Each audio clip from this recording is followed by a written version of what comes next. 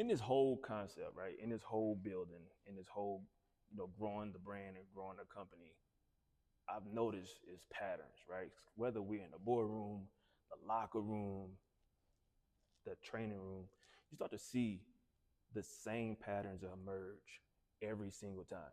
And I always wonder, like, why is it that you can be in a boardroom with everybody with the suits on and the big screens and the spreadsheets and the projections, and then you go to a locker room where it's music blasting, shirts off, and everybody's wild and rangy, that the same patterns emerge.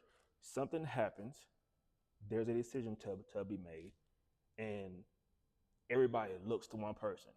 They'll say, okay, now that we're about to get this going, so what's the plan?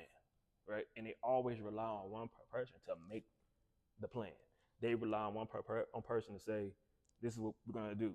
But that one person, unless they understand every aspect, unless they understand every piece of it, unless they understand all the parties that are involved, they're only going to make a decision from what they know. And I talked about it being from the boardroom to the locker room because if you ask one athlete what's the plan for the day, they're only going to talk about what they heard in their position meeting group. They're going to talk about what they saw on the board for the announcements. If you ask a junior exec in the boardroom, what's the company's goal for this quarter, they're only going to give you the response from their level of operations, right? So whatever their goal is, whatever they were supposed to be in charge of, whatever they were supposed to work on, they're going to give you the decision according to that. So what we're doing is we're saying we understand all of it. We know what's happening in the boardroom. We know what's happening in the locker room. We know what's happening outside. We know what's happening in every space, and we're putting it all together so that when we say, "Hey, here's the decision for today, for tomorrow, for next month, the quarter, the semester, whatever it is," we're talking to you not from our viewpoint, but from all of the information that we've gathered. Because especially in athletics, there's always decisions being made in a silo. And I've experienced it where I'm sitting and I want to make a decision, but I don't have enough of the information from one department.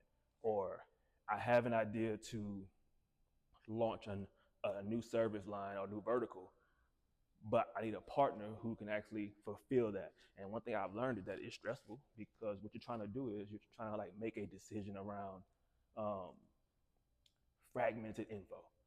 And it's one of those concepts that we took into consideration and we made it part of our operations, that we will not make a decision until we understand all stakeholders that are involved, until we understand everybody who is responsible for what, and then we aggregate that and we say, hey, here are the options. And then we allow them to make a decision from the options, knowing that it's backed by factual, solid, aggregated, and consolidated info. I don't think that's a hard thing to do, but I think it's not a natural thing to do because everybody's used to making decisions and saying things from their lens and from their level. So my question to anyone is, have you made a decision today with all the information, or did you make the decision from all the information that only applied to you?